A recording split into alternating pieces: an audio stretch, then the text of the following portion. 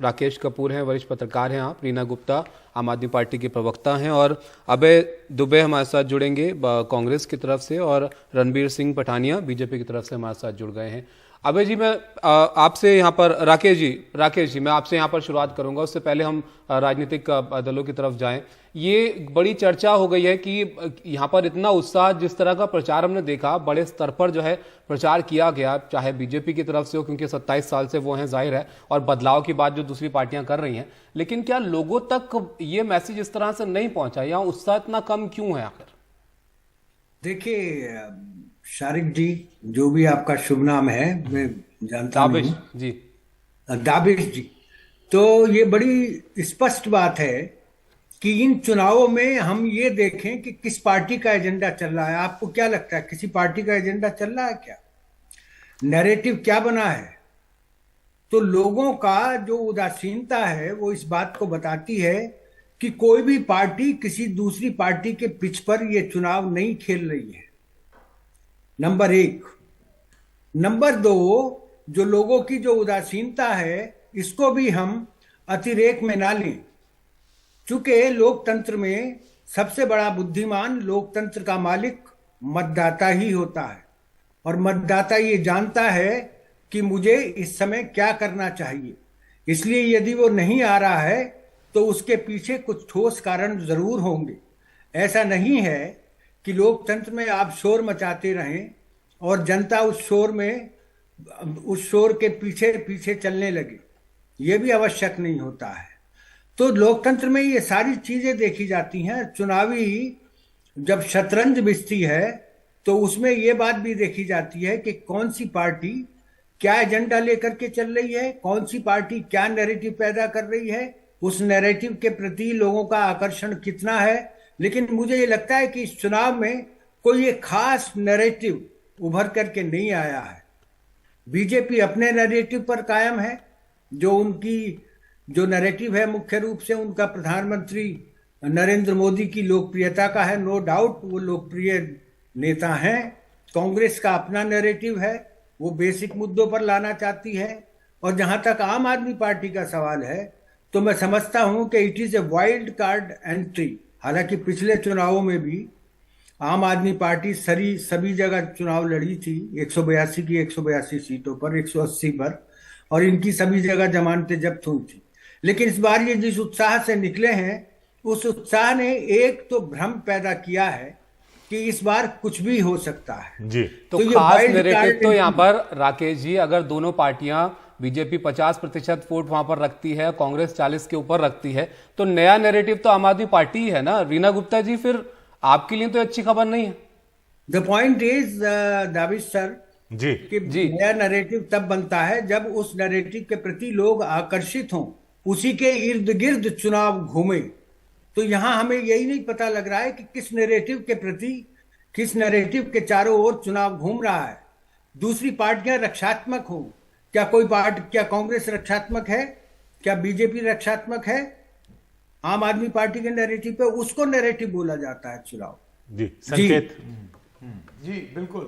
एक चीज जिसके बारे में चर्चा हो रही है वो यही है कि आम आदमी पार्टी कितना गुल खिलाएगी, कितना कारगर सिद्ध होगी। आम आदमी पार्टी से अगर आप बात करें तो उनका ये कहना है कि वो सरकार बनाने जा रहे हैं, लेकिन रियलिटी जो है ज़मीन पर, और ख़ासतौर से जो प्रतिद्वंदी हैं उनका ये मानना है कि इस तरीके की नहीं है।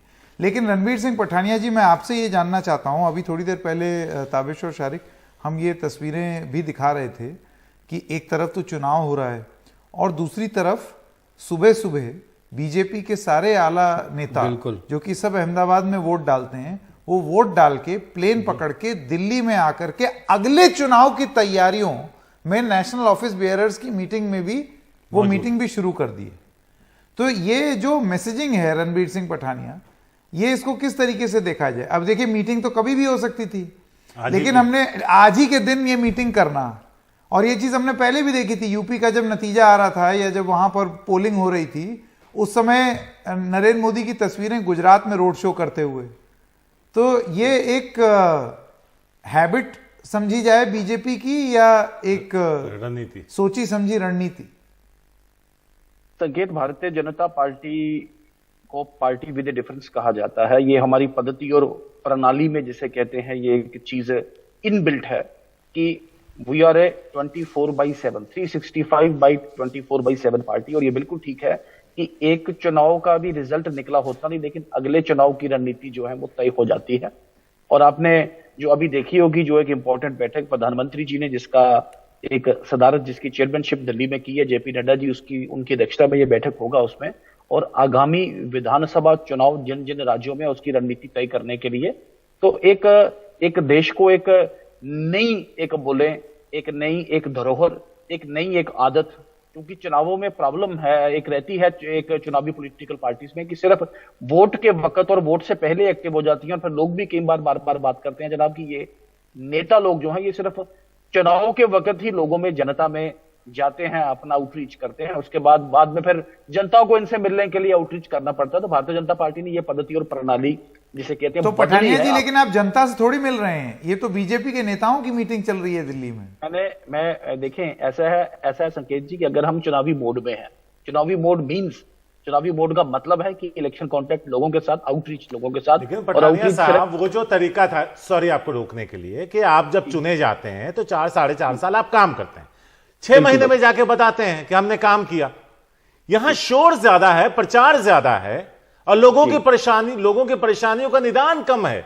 यही तो पूछा जाता है कि बीजेपी हर वक्त चुनावी मोड में होती है, जिसका नुकसान लोगों की परेशानियां बढ़ाने में होता है, फोकस आउट हो जाता है। सर ऐसा बिल्कुल नहीं है भाई साहब। मैंने आपको कहा कि we are a 24/7 and 365/24/7 party, और चुनाव की तैयारी में भी तत्पर, लोक सेवा में भी तत्पर। हमारा कार्यकर्ता एक काम उसको पार्टी देती है और दूसरे काम में दूसरा काम खत्म नहीं हो तो तीसरा काम उसको दे देती है, और वो काम चुनावी पद्धति प्रणाली तो है ही है, लेकिन चुनावी पद्धति प्रणाली कहीं ना कहीं लोक सेवा, लोक कल्याण और जिसे कहते हैं लोगों के साथ आउटरीच के लिए जुड़ी है। इसमें कोई ऐसी बात नहीं। आप गुजरात में देखें, गुजरात में एक ट्रेडिशनल वोट बैंक एक कांग्रेस का, इसमें कोई डिस्प्यूट नहीं है, और उस ट्रेडिशनल वोट बैंक को काफी हद तक हो सकता है आम आदमी पार्टी भी कहीं डेंट करने की कोशिश करे, लेकिन हमने एक वर्ल्ड रिकॉर्ड जिसे कहते हैं एक रिकॉर्ड बनाने की एक कगार पे, हम लोग एक इतिहास बनाने की कगार में गुजरात में। वो सिर्फ ये आई एम सॉरी, जैसे मेरे आपने गणमान्य हमारे भाई साहब ने, हमारे जगह फाजिल दोस्त ने कहा कि ऐसा नहीं है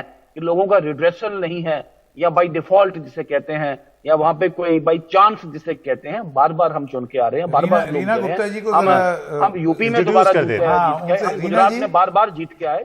तो रीना जी, यहाँ पर आम आदमी पार्टी की काबिलियत के ऊपर काफी टिप्पणी हो रही है और बातचीत हो रही है कि आप कितना कुछ ही कर पाएंगे गुजरात में। तो मैं आपसे जानना चाहता हूं कि आपका विश्लेषण क्या है, और खास तौर से तब अगर बदलाव का इलेक्शन या परिवर्तन का इलेक्शन होता तो एक, हम बार बार ये चीज कह रहे हैं कि एक कन्वेंशनल विजडम ये है कि भारी से भारी संख्या में लोग वोट डालने जाते, लेकिन ऐसा हो नहीं रहा है। 4.5% कम वोटिंग हुई है अभी तक।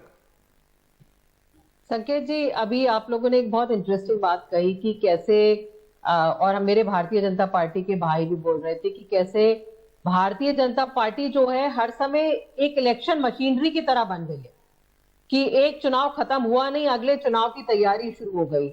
तो ये तो हमने बिल्कुल देखा है भारतीय जनता पार्टी में कि चुनाव के बाद चुनाव बाय हुक या बाय क्रुक, आप इलेक्टोरल बॉन्ड्स के जितना रिसोर्सेज है उसके सहारे आप चुनाव पे चुनाव जीतते जाइए, और चुनाव जीतने के बाद कोई डिलीवरी हो रही है नहीं हो रही है उस पर कोई फोकस नहीं है। मैं एक कंट्रास्टिंग एग्जांपल दूंगी। आज हम लोगों की भी एक मीटिंग हुई, और हमारी मीटिंग इसलिए हुई है डिस्कशन के लिए कि दिल्ली में जब एमसीडी के चुनाव हम जीत जाएंगे तो दिल्ली के कूड़े का कैसे सॉल्यूशंस, क्या क्या हमारे सामने पॉसिबिलिटीज हैं, क्या क्या मॉडल है देश विदेश में दुनिया में।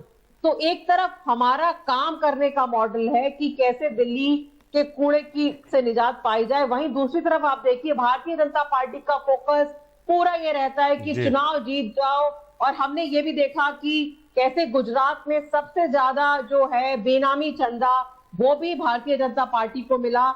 तो मोटा मोटा एक इलेक्शन मशीनरी तक बन के रह गई है।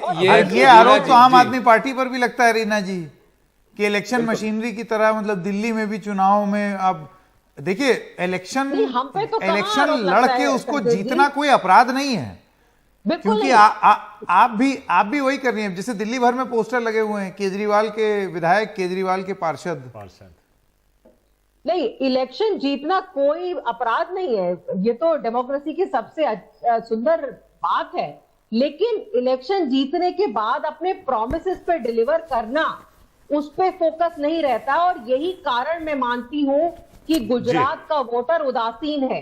क्योंकि गुजरात के वोटर ने देखा कि पिछले इतने सालों से भारतीय जनता पार्टी जो वादे करती आई, जी, उस वादों पे अब उन्होंने एक सवाल उनसे गीता भट्ट से भी ले लेते हैं। गीता जी, एक आखिरी पॉइंट और बोलना चाहूंगी। अभी मेरे पत्रकार मित्र जो कह रहे थे कि पिछली बार भी हमने गुजरात में सब जगह चुनाव लड़ा था, ऐसा बिल्कुल गलत बोल रहे थे। हमने 29 सीटों पे चुनाव लड़ा था, बहुत छोटे जी चलिए, वो आपका ग्रुप में पॉइंट पिछली बार चुनाव नोट लड़ा कर। था। गीता भट्ट है हमारे साथ। गीता जी, अगर देखें तो चुनावों में अब एक परेशानी जो लोगों के लिए, दूसरी पार्टियों के लिए है, वो ये कि चुनाव से चुनावी मुद्दे निकल गए, हट गए। महंगाई, बेरोजगारी, बाकी जो सारे इश्यूज हैं, उन इश्यूज को विपक्ष लोगों तक जाकर, उन्हें समझाकर, बताकर अपने पक्ष में नहीं कर पाता है। तो ऐसे में जो बीजेपी के सामने मौजूद होता है, उसके लिए चुनौतियां कई गुना बढ़ जाती। देखिए, आज के समय में अगर आप देखें तो वॉइस इको हो रहा है। अगर आप नहीं, आवाज ठीक आ रही है, आप बोलिए। जी, देखिए, जो अगर आप देखिए चुनाव में, मैं समझती हूँ कि जो गुजरात की जनता है वो, जैसे अभी पहले प्रवक्ता कह रही थी, आम आदमी पार्टी की उदासीन नहीं है, बहुत परिपक्व है और समझती है कि ऐसा कौन सा राजनीतिक दल है जो कि आगे आने वाले समय में विकास से जुड़े हुए जितने पहलू हैं उन पर काम कर सकता है।